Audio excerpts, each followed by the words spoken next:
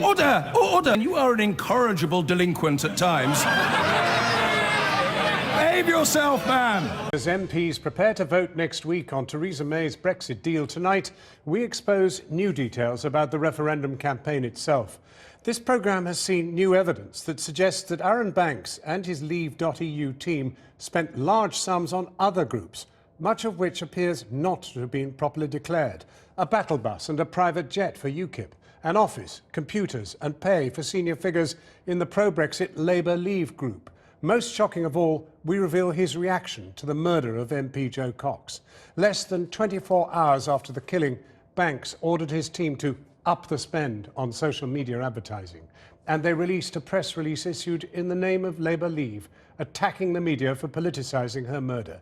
Andy Davis has this exclusive report and a warning: his report does contain flash photography. Give us a wave, Boris. Yeah. To British people. Okay. Keep going till June 23rd, I know. The Brexit referendum campaign. Brash. High octane. Occasionally bizarre. Nigel, you're a fraud. It divided a nation. We're fools! We're fools! We are fools! Then changed it. And it was euphoria or despair. I love this country and I feel honoured to have served it. In the wake of this enduring political earthquake. The sun has risen on an independent, united kingdom. Now, amidst mounting talk of a second referendum, we delve back into the first, into the world of Arron Banks, the Leave campaigner's biggest donor, glimpsing the methods of the man with the money and exposing his group's tactics after the murder of the Labour MP Joe Cox in the final week of the referendum. I haven't got any words to describe how I feel about that. That is horrible. That is so horrible. We've been shown email correspondence and invoices never previously made public, which take you inside Arron Banks' campaign during the referendum.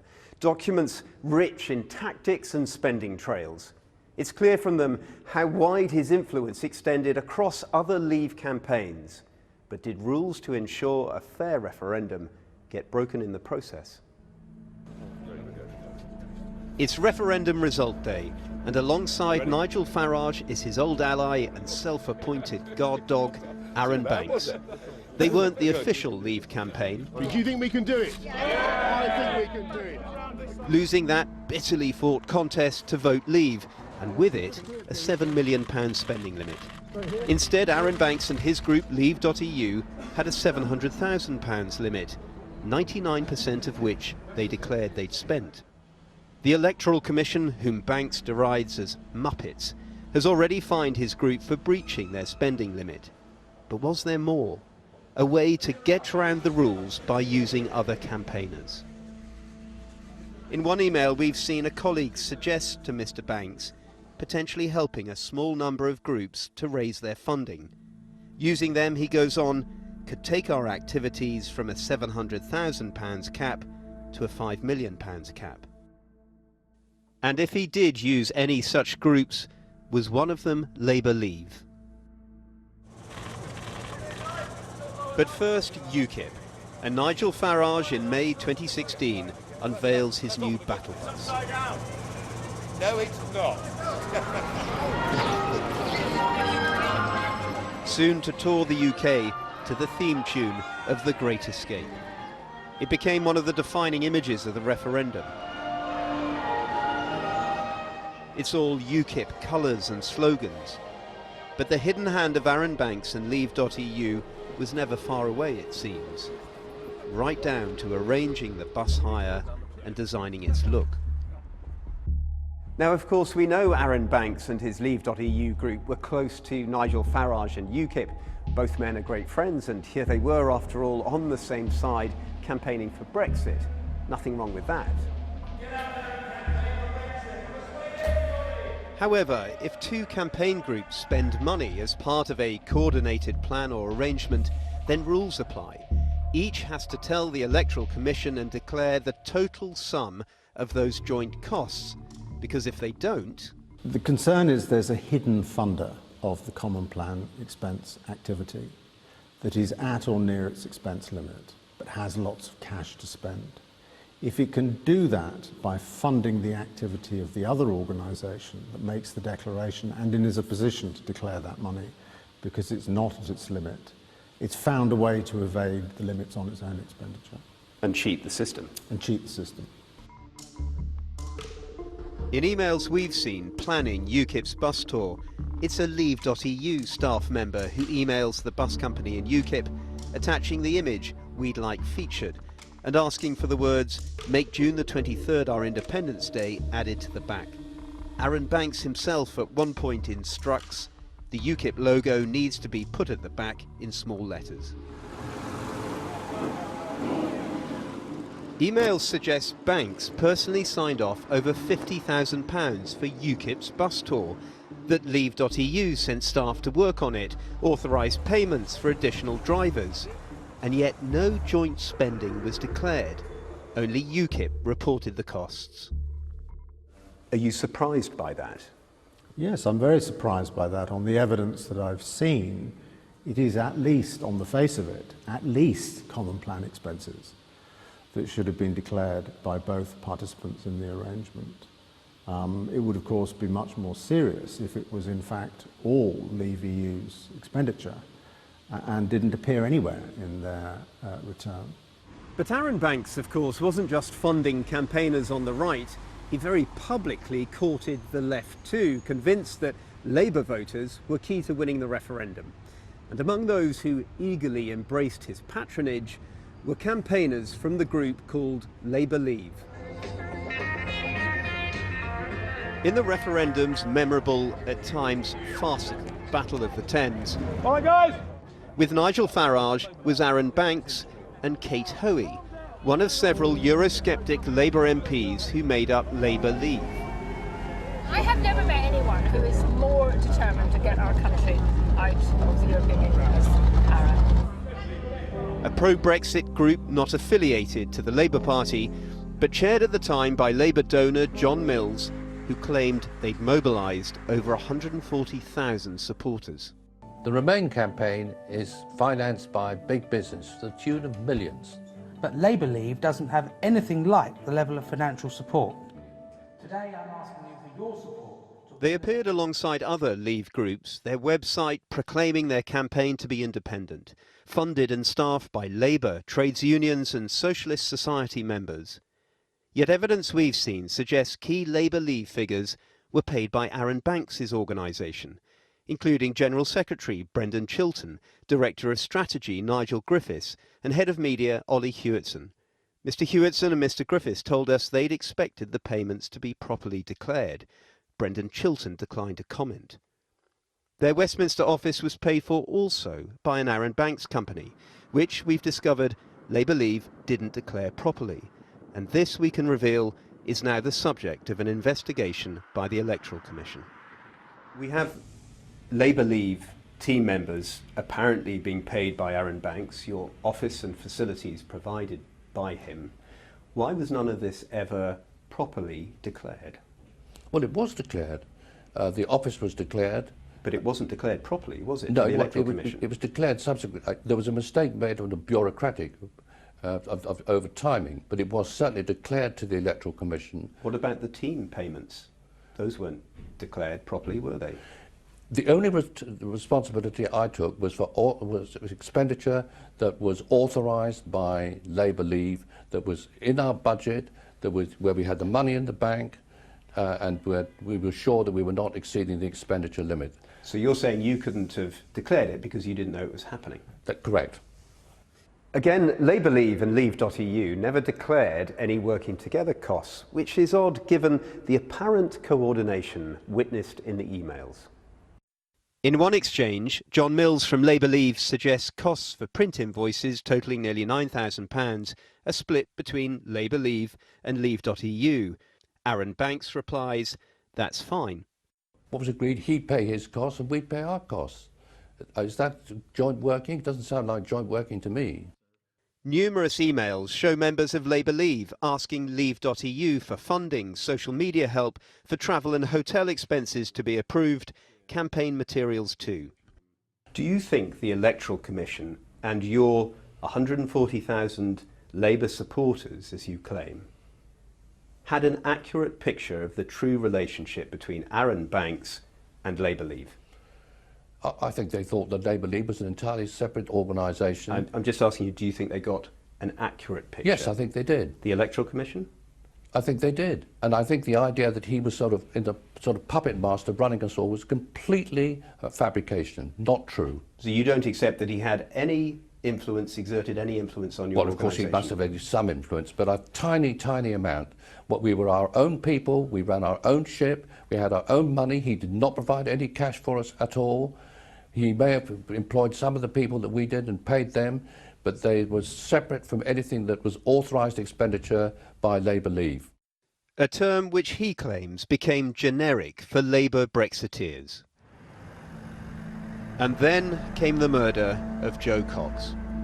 In the aftermath of the Labour MP's death, just a week before the vote, Both sides in the bitter referendum campaign have suspended their activities tonight.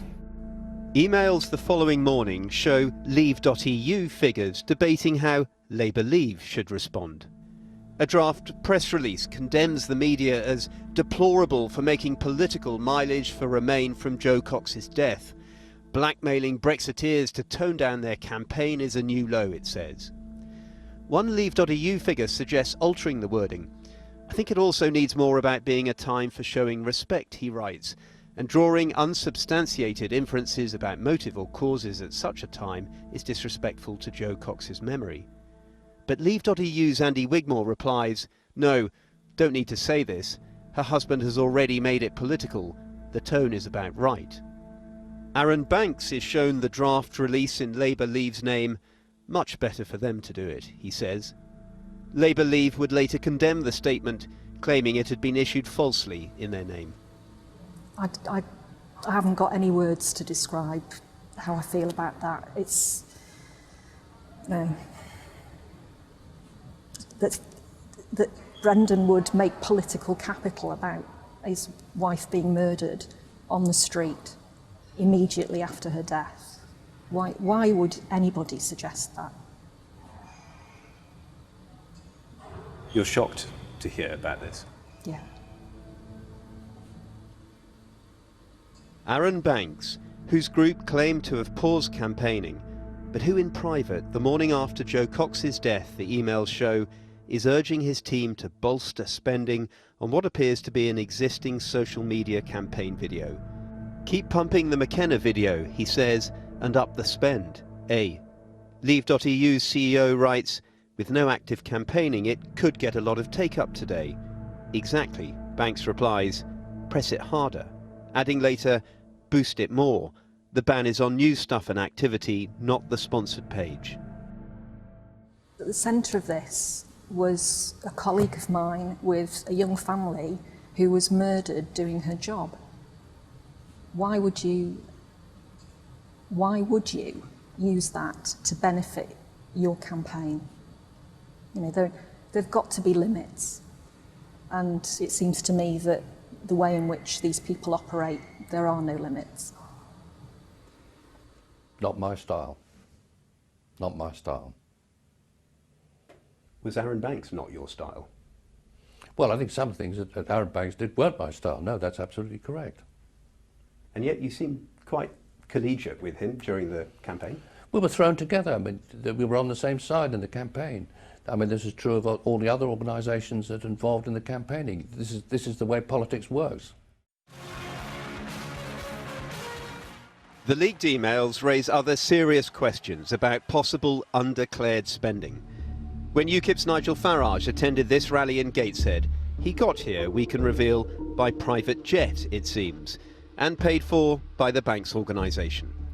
Invoices we've seen suggest they paid almost £12,500 for the flight, signed off by Arron Banks, the campaigner who framed Brexit as a war on the elite. But nowhere can we find this cost declared to the Electoral Commission. And if it wasn't declared? And if it wasn't declared, then there is a breach of the Act and possibly a criminal offence as well. On both sides of the referendum campaign there were breaches. But it's Arron Banks who's still being investigated over the source of the millions he ploughed into the referendum. As for Leave.eu, the pro-Brexit movement he claims made history, their guerrilla war, as Mr. Banks previously described it, seemingly continues, now urging supporters to try to get pro-Remain Tory MPs deselected. Underestimating me, he once wrote, is a big mistake. Andy Davis is with us now. Andy, have we heard anything from Mr. Banks himself? Not Mr. Banks, but from his associate Andy Wigmore, who tweeted within the last hour that our use of these emails was selective and misleading, but no substantive response. We wrote to Mr. Banks on Wednesday, setting out our findings and inviting him to respond in time for yesterday's programme. He said he needed 5 days or so to assess the volume of material in our letter. We extended the deadline to today. He said he needed more time, so we haven't heard from him. UKIP have issued a statement saying that that private jet trip by Nigel Farage wasn't a UKIP expense, wasn't organised by UKIP, wasn't paid for by them. We've had a statement also from Joe Cox's husband, Brendan Cox, this evening. He said, "It's sad and disappointing that at a moment when the country was united in profound shock, a handful of people were seeking to take political advantage of her killing. This isn't a reflection on Brexit or Brexiteers, it's a reflection solely on the people involved." What next? There is an ongoing investigation involving Mr. Banks, who, of course, I should say, has always denied any wrongdoing. But this is a National Crime Agency investigation, which we understand is looking into whether he is the true source of the donations and loans made during that campaign. So that's where the focus is at the moment, and we await any developments in that case. Andy Davis. Well, now, we showed his film to Labour MPs Alison McGovern and Jess Phillips, who were both friends of the murdered MP Joe Cox. This was the first time either of them had been aware of Arron Banks' role in campaigning at the time of their friend's death. After watching our report, I began by asking them what they thought of the emails that were sent on the day after Joe died. Watching that just makes me feel sick. The day Joe was killed, I mean, that was the worst day of it's one of the worst days of my life, definitely the worst day ever in my political life. And to think that that was a discussion that was going on makes me deeply upset. In that moment after Joe's murder, there was Banks saying, "We've got to press harder." God, if I'd had any idea, I would have really gone to town, because we were trying to focus on this woman, a brilliant woman who we had lost in the worst way. And we were trying to focus on what was good about her life. And there is somebody saying, what can I gain from this? I mean, it tells you everything you need to know about Arron Banks. He's thinking about how he can play the angles.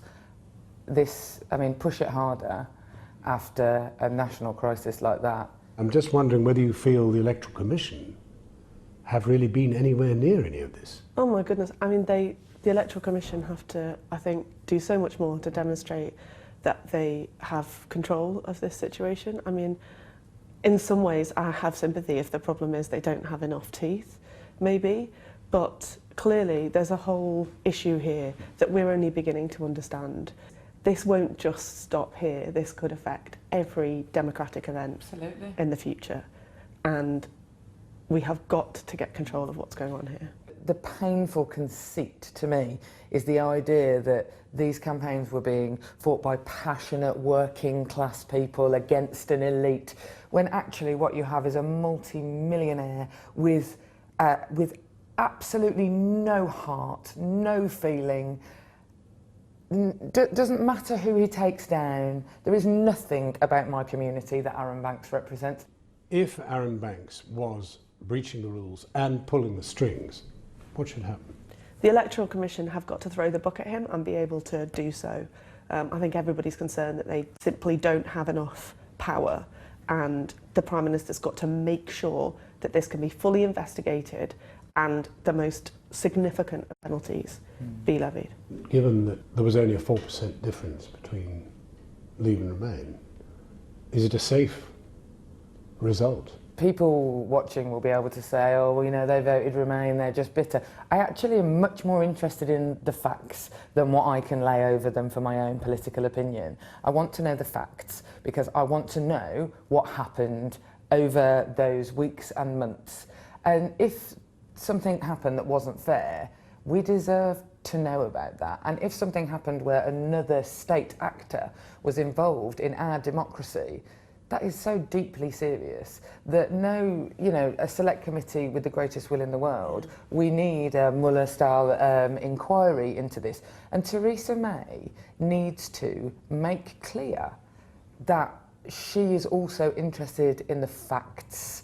This isn't about he said, she said. This isn't about Remain versus Leave. This is about the fundamental principle of our democracy.